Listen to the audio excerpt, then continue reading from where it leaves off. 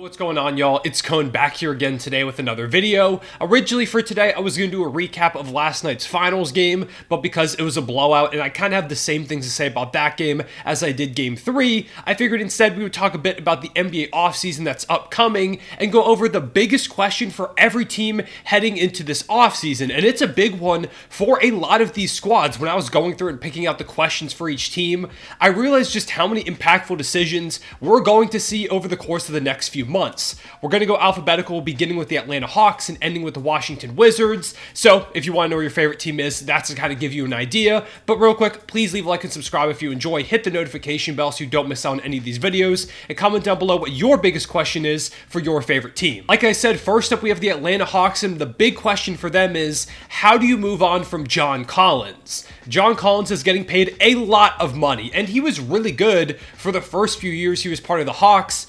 But this past season was one of the worst of his entire career. The three-point shot basically disappeared. He was ineffective. He really was not involved in the offense most nights. And part of that could just be an adjustment period, playing alongside both Trae Young and DeJounte Murray now. But it's starting to feel like maybe they should try and move off of John Collins' contract in favor of a different big contract player to put next to Trae and DeJounte to try and turn this squad into an actually competitive team. They made just the play-in this past year, got destroyed in the first round by the Boston Celtics. They pushed it a little bit further than I thought they would, but they really never had a shot to win the thing. So they've got a lot of moves to make, and I think it all begins with figuring out, what do you do with John Collins? Do you salary dump him? Is there a team out there that still thinks he has value, that maybe you could get an asset in return for him? Or do you just have to hold on to him going into next season because there's no takers? For the Boston Celtics, the big question is, are they willing to pay Jaylen Brown? Now, he's not a free agent this offseason, but he is due for a really hefty contract extension. Because he made All-NBA this past season, he's eligible to make upwards of $50-60 million on his upcoming extension that he could sign right now in this offseason. Now, of course, the Celtics could just wait until next offseason to try and pay him, but he'll be an unrestricted free agent, and there's already rumors circulating that maybe Jaylen Brown doesn't want to be in Boston. So it might be in the Celtics' best interest to just pay him now and not risk the possibility of him leaving next summer. But at the same time, that's a lot of money for Jaylen Brown, who is really good, but really $50-60 million for anybody is a ton unless you're paying like an MVP caliber player. Now, he's a young All-NBA guy, and him and Jason Tatum have had a lot of success as a duo, so if I were the Celtics, I'd probably just pay him. But I do think there's a realistic chance where the Celtics are pretty hesitant and could move into this upcoming season without having him sign long-term. For Brooklyn, the big question is, can Ben Simmons get healthy and bounce back? The Nets are in a weird spot where they've got a really good player in Mikal Bridges who had a breakout at the end of this past season, but they're not really a team that's competing for a title or anything close to that. They also don't have really any of their draft picks, so they're not going to go into this season and tank. They're in this weird middle ground, and really I think this is the point where the Nets should be trying to figure out who is going to be part of this team going forward. Mikal Bridges seems like a no-brainer that he's going to be part of this squad in their next era. Nick Claxton feels like he could maybe be a Defensive Player of the Year caliber guy down the line, so I'm sure they'll hold on to him. And Ben Simmons feels like another player that could potentially be here long term if he can bounce back to the way that he used to be. He's dealt with numerous injuries over the past couple of seasons, and it seems like there's a bit of a confidence issue there as well. So if in this offseason Ben Simmons can get healthy and go into next year ready to play and prove to the Nets that, hey, I can still be an amazing player, that's a big win for the Nets. But if throughout this offseason, Ben Simmons suffers more setbacks, he's not looking super healthy going into next year, and it doesn't feel like he's going to regain form at any point soon, maybe you start thinking about potential ways to offload his contract. For the Hornets, there's really only one question, and that's at pick number 2. Do you take Scoot Henderson or do you take Brandon Miller? I dropped like a whole video about this yesterday, so if you want to hear me talk more about that, go check that out. To kind of summarize, I'm pretty firmly on Team Scoot. I think Scoot is clearly the second best player in this class. Don't get me wrong, I like Brandon Miller's game a lot, but I think Scoot has the potential to be a generational type guard. Some people are concerned about the fit. I think it actually could work pretty well with him and LaMelo Ball in the backcourt. I think that's the route they should go, and if they're kind of leaning Brandon Miller, maybe see if you can trade down with the Blazers there at 3, or I guess if you do think he's the best player available, just go with him, and maybe it ends up working out and I'm wrong. For the Chicago Bulls, it's pretty simple. The question is, who's getting dealt, because there are a lot of players on this roster that could be pretty valuable to other teams, but when you put them all together on this one Bulls roster, they're just not very good. DeMar DeRozan could be a huge piece for a contending team if someone's willing to trade for him, or to elevate a squad from a competitive squad to maybe a contending team. He's not going to be your number one guy in a championship roster, but I think he could be a really good 2 or amazing 3. You've got Zach LaVine, who I think has the same capability. He's a bit younger. I wouldn't be surprised if he's in some trade conversations this offseason. Alex Caruso is a great defensive guard. I think is also really intriguing. Kobe White as a shot creator off the bench for a number of teams. There are so many players on this roster that I really think could be valuable elsewhere. If I'm the Bulls, I'm tearing this thing down and rebuilding. I'm not sure if they're going to go fully that route, but I do expect them to start offloading some of their pieces this offseason. For the Cavs, the question is, how do you fill out this roster around your stars? They've got a great group of core guys going forward. Darius Garland, Donovan Mitchell, Evan Mobley, and probably Jarrett Allen, although I wouldn't be surprised if he gets moved at some point. But even so, those are 4 really solid young guys to build a team around. The question is, who are you going to have around them? Isaac Okoro had some moments, but hasn't really lived up to the promise that he showed when you took him with a top 10 pick. You had solid performances from some of your bench guys here and there, like Jetty Osman, for example, Ricky Rubio at times, but they just had nowhere near the depth that the Knicks had in the first round, and that's part of why they got knocked out in pretty quick fashion. The Cavs are going to have to find some reliable role players and probably even veteran guys to put next to their young stars to be a lot more competitive next season. Otherwise, it's again going to be a problem where if the starters aren't in, the Cavs are getting destroyed. For the Mavericks, the biggest question by far is, how do you retain Kyrie Irving? He was the second biggest acquisition at this past year's deadline, only behind the Phoenix Suns adding Kyrie's teammate Kevin Durant, and things did not go well for the Mavericks post-Kyrie acquisition. They fell out of both the playoffs and the play-in tournament, ending up in the lottery, which probably was the best outcome for them long-term. But even still, I think it's in their best interest to bring back Kyrie next to Luka. They just have to build a better supporting cast around those two guys, and the rumors are that Kyrie wants to be back in Dallas. He's even been trying to recruit LeBron James over there, which doesn't really make sense to me. I mean, the Mavericks have nothing to offer the Lakers in exchange for LeBron James, but even still, I think it does show that Kyrie wants to be there, and so if they're able to bring him back, I think they're in a good spot. They've just got to find ways to add defenders around those two players, because if not, they're going to run into some of the same issues that they did after the trade deadline this past offseason. For the Nuggets, the question is, how do you keep this team as good as they are now? Of course, the Nuggets are probably going to win the finals as I'm recording this. They're up 3-1 on the Miami Heat. I don't anticipate them blowing that lead. So obviously, the goal should just be to keep this team as good as they are now and somehow try and get better.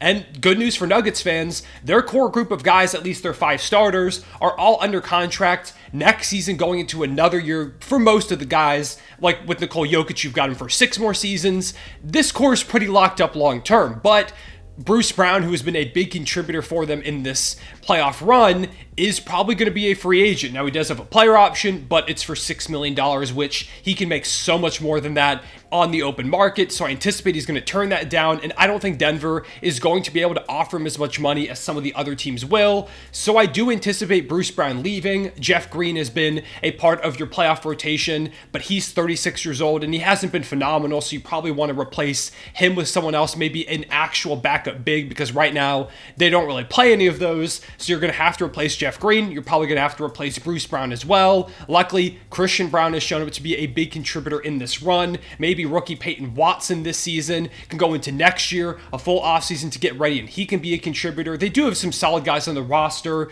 that haven't played in these playoffs, but they're probably going to have to make some other additions to stay as good as they are now if they lose a guy like Bruce Brown, who has been really good. For the Pistons, my big question is, are you able to trade up in this draft? Obviously, they got screwed by the lottery more than anybody has. They were the number 1 overall odds to get Victor Wembanyama and fell as far as they possibly could have, falling to the 5th overall pick, and there are still some great talents available there, but this Pistons team obviously would have loved to add a Vic, a Scoot, a Brandon Miller, an Amen Thompson, one of those top 4 guys, at least according to most people. Now, again, they could just stay put and select a guy at 5, and they wouldn't have to give up any other assets. But if I'm the Pistons, I'm looking to trade up. I think there are multiple teams in that upper echelon outside of the Spurs, because obviously they're not going to trade number 1. But I think you could maybe entice one of those teams with a future pick, yours now, and maybe one of the guys on your roster to try and move up a couple of spots and secure one of those top talents, adding to your already stacked young core of Cade, Ivy, Jalen Duren, amongst others. I think adding one of those top 4 guys in this draft as well could go a long way. So I wouldn't be surprised if they consider that. Or again, maybe they just stay put because they don't want to give up any assets and they like who could be potentially available at number 5. For the Warriors, the big question is, as always, how do you maximize Steph Curry? Now, he's still one of the best players in the world. In fact, I think if you ask some people, they'd probably even say he is the best. But he is getting up there in age, and he's not going to be able to play forever. Plus, the Warriors have some real flaws in their roster right now that were showing all throughout this past season. They couldn't win on the road. The defense was inconsistent. They're trying to do this 2 timelines thing where they have both youth but also are trying to compete for a championship.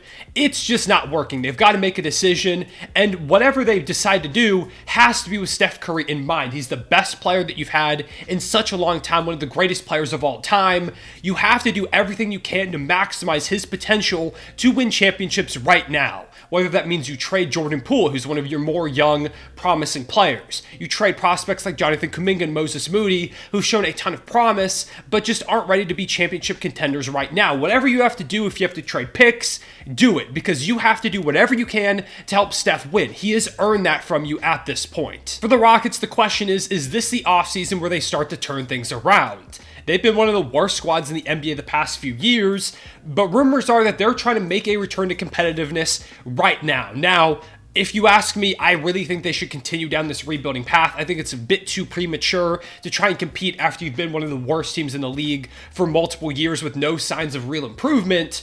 But the Rockets kind of seem like they're on that path, and maybe it includes bringing in James Harden, stealing away from the Sixers, but the rumors are that to get Harden, they would have to make some other win-now moves, or at least promise to him that they're going to do so. So maybe that means trading the 4th overall pick. Maybe that means trading one of their good young players like Jalen Green, Jabari Smith, or Alperen Şengün to bring in another star alongside James Harden. It seems like the Rockets are going to have to make some big decisions about whether or not this is the time to pull the trigger, or do they just continue on this rebuilding path. For the Pacers, the question is, who is going to be the power forward going forward? They've got most of their positions figured out, it feels like, for the future. Obviously, Tyrese is at the 1. You've got Benedict Mathurin as a wing. Miles Turner, even though he's consistently in trade rumors, still feels like he could be your center going forward. But that kind of 3-4 spot, really more the 4, has been a bit of a concern for them over the past couple of years. They tried to bring in Jalen Smith to play as a former top 10 pick. Didn't really work out. He didn't show much promise, at least not in terms of being a star power forward going forward. Maybe he could still be a good bench piece. And luckily for the Pacers, at their selection, there are a lot of really interesting players that could slot in at that 4 potentially. Ideally, maybe like a Jarris Walker, a Cam Whitmore, maybe even as more of a small ball 4, maybe he's there. Taylor Hendricks is a player that a lot of people are looking at as a do-it-all type of 4, a Swiss Army knife who would probably work really well off of Mathurin and Tyrese Halliburton. So really, I feel like this question will be answered at pick 7, but it's interesting to think about who could potentially slot in as the best fit next to Tyrese and Benedict Mathurin as part of that young core. For the Lakers, the question is, how do you maintain this momentum that you built up this past season? They went from 2-10 to a play-in team to a Western Conference Finals appearance. It was one of the most impressive turnarounds I've ever seen over the course of an entire year, and part of that was LeBron and Anthony Davis getting healthy. Part of it was the big acquisitions made by Rob Pelinka at the deadline, but overall it was a group effort that got the Lakers to the Western Conference Finals, where yeah, they did get swept by the Nuggets, but it was a pretty close 4-game series in those individual games. So, the Lakers are probably going to try and run this thing back, but almost everybody on the roster from this past season is a free agent. LeBron isn't, Anthony Davis isn't. That's kind of it for some of the big contributors. They're going to have to bring back Austin Reeves probably on a pretty sizable deal in restricted free agency.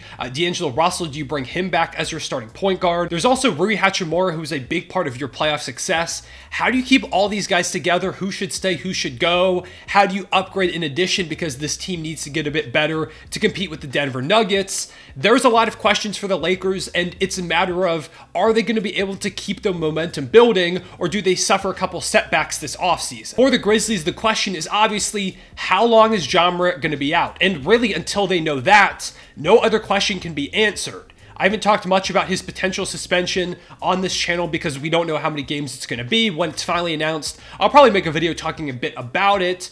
But yeah, Ja Morant is probably going to miss a good portion of next season. Rumors are that it could be around 30 to even half the season in terms of games. So we'll see what goes on, but until then, the Grizzlies can't really make any decisions, and even when the suspension is announced, they've got to find ways to shore up this roster to still remain competitive even when Ja isn't playing. Now, they've shown an ability to do so over these past couple of years, but if it's for like half the season, that's a huge blow to a Grizzlies team that is trying to remain as one of the top squads in the West, like they've been the past couple of years. For the Heat, the question is, what's the route to improving?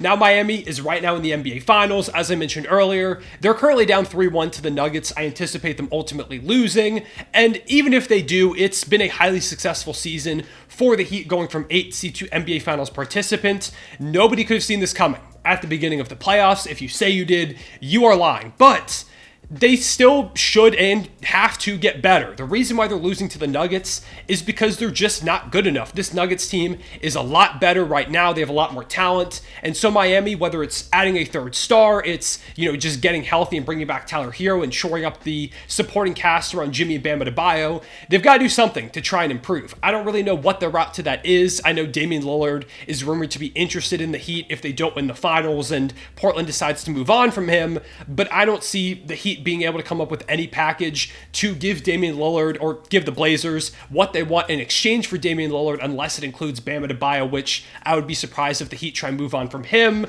So it's a necessity that they get better, but it's a question of how they actually manage to do so. For the Bucks, the question is, how do you avoid embarrassment like you suffered this season? Like we were just talking about with the Heat, the Bucks lost in the first round to an 8 seed, one of very few teams to ever do so, and they were the championship favorites going into the playoffs. Sure, Giannis missed a couple of games, but even so, that was not a series they should have lost. They're probably going to try and bring back Chris Middleton and Brook Lopez, which makes sense, but they've got to get a better supporting cast. They're getting a new head coach as well in Adrian Griffin. They fired Mike Budenholzer, so they've already made some adjustments, and I anticipate they're going to make a lot more.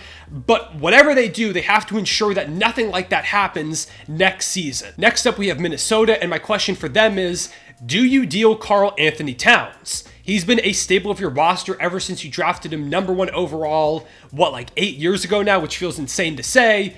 But he, for a while, was the face of your team. Now, they've got Anthony Edwards, who has pretty clearly surpassed Cat in terms of the face of the franchise. And with Rudy Gobert now in town as a big, Cat almost feels expendable. It didn't feel like the Cat-Gobert pairing worked out very well during the season. Now, both those guys missed time with injury. Cat in particular missed a lot of the year, so I wouldn't be surprised if they go into this next season trying to see if it can work again, but I really just don't think it's going to work long-term. If I'm the Timberwolves, I'm trying to move on from Cat for better pieces to fit around Anthony Edwards, Rudy Gobert, Jaden McDaniels, who established himself as an all-defensive level guy with a bunch of offensive upside this season too.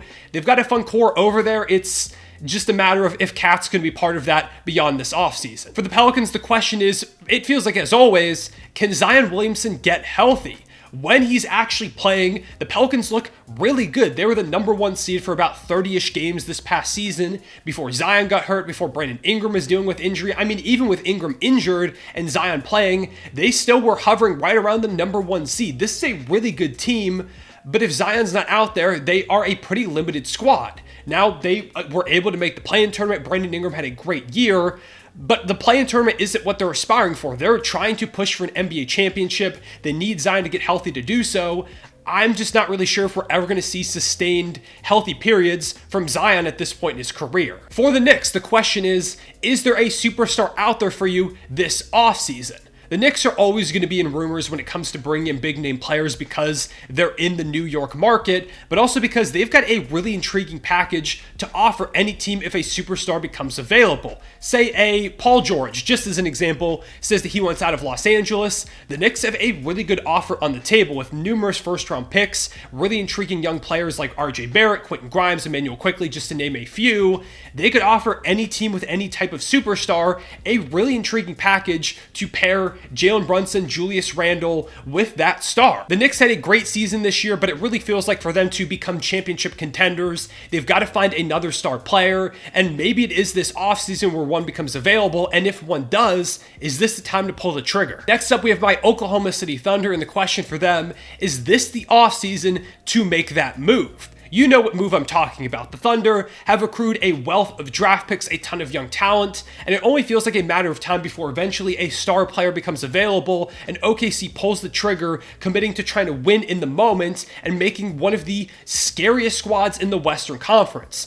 But the question is this the time? If, again, a Paul George, just as an example, or other star type of player becomes available, is this the time for the Thunder to go ahead and make that decision? If you ask me personally, I think no. I think you see how this team looks with Chet Holmgren healthy, whoever you get at the 12th overall pick too, before you make any significant moves. But if there's a superstar type player that becomes available and the window is really short, you have to make the decision now. Maybe Sam Presti can't resist pulling the trigger on adding a player of that caliber next to Shea, Dort, Giddey, Chet, whoever is still remaining from that trade, and trying to compete right here in the moment. For the Magic, the question is, do you package your draft picks to move up? Orlando's got two pretty solid picks. They've got pick 6 and pick 11 in this really solid draft class. Rumors are that they're maybe considering packaging 6 and 11 to try and move up a couple of spots and add one of those top tier guys to an already stacked young core that includes Paolo Banchero, Wendell Carter Jr., Jalen Suggs, Franz Wagner, amongst many others. If they could add a top 4 guy to that group, that's suddenly maybe the scariest young core in the entire Eastern Conference. I think they're also in a good spot if they just keep 6 and 11. I think they could get a ton of value there, and maybe adding 2 young guys is better than adding 1, but keep an eye on Orlando as a potential team to move up in this draft. For the Sixers, the question is James Harden leaving this offseason?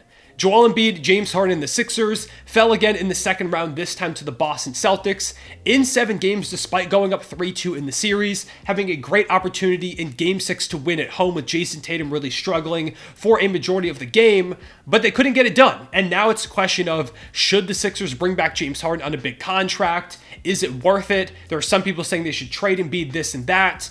I think the Sixers are still in a good position to compete now. They've got to make some moves surrounding Joel Embiid and maybe James Harden. But of course, it all begins with trying to re-sign the Beard and keeping him in Philly for at least the next few seasons. Because even though he isn't the player he used to be, he is still really good. For the Suns, the question is, who's the answer at the point guard position? Chris Paul has been a staple of this roster for the past few years, and he's been really successful in his time as a Phoenix Sun.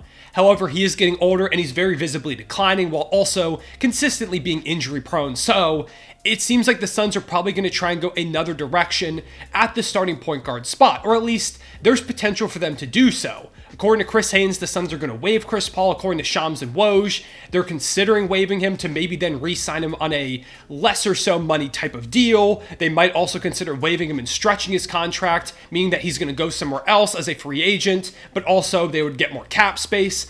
There's a lot of different ways that the Suns could go with Chris Paul, but that point guard position is something that has to be addressed in this offseason, whether it is Chris Paul who remains there on a smaller contract, whether they try and bring in a James Harden, a Kyrie Irving, or one of the other number of high-level point guards that could potentially be available, whether it's bringing in a smaller name guy to just replace Chris Paul and you use the money to spend elsewhere. Whatever it is, they've got to figure out what they're doing at the PG spot, and it all starts with that Chris Paul decision. For the Blazers, the question is, what do you do with a 3rd overall pick? As always, if you ask me, I think they should trade Dame, start this rebuild, and draft Scoot Henderson or Brandon Miller, whoever's there available at the 3rd overall pick. But if you ask the Blazers, it's much more likely that they're going to deal that in exchange for a star caliber player. This is also something I talked about a lot in my video yesterday, as you're probably seeing this video when it's first uploaded, talking about the Charlotte Hornets, what they do at pick 2. What do the Blazers do if Scoot Henderson's there at the 3rd overall pick? Does that pick then become more valuable? These are all questions, again, I addressed a lot in that video, so if you want to hear me talk more in depth about that, go check that out. But whether or not the Blazers are going to hold on to Dame or start this rebuild, I think all begins with what they do with that 3rd overall pick, whether they trade or they keep it. Starting off the final 5 teams, we've got the Sacramento Kings, whose question is, how do you go up from here? They had a really successful season, going from not making the playoffs for like 16 years to making it as the 3rd overall seed. it was a great year for Sacramento. Now, they did lose in the first round, but it was in 7 games to the reigning NBA champion Golden State Warriors, so that's not the biggest failure in the world, but obviously the goal is to win a championship for this Sacramento squad. It's just a question of how do they improve. I think they're going to need another star next to De'Aaron Fox and Domantas Sabonis to do that. Does one become available, and do they pull the trigger? Do they just try and retain as much of this roster as they can and build on it over the course of the season until maybe at the deadline they make an acquisition?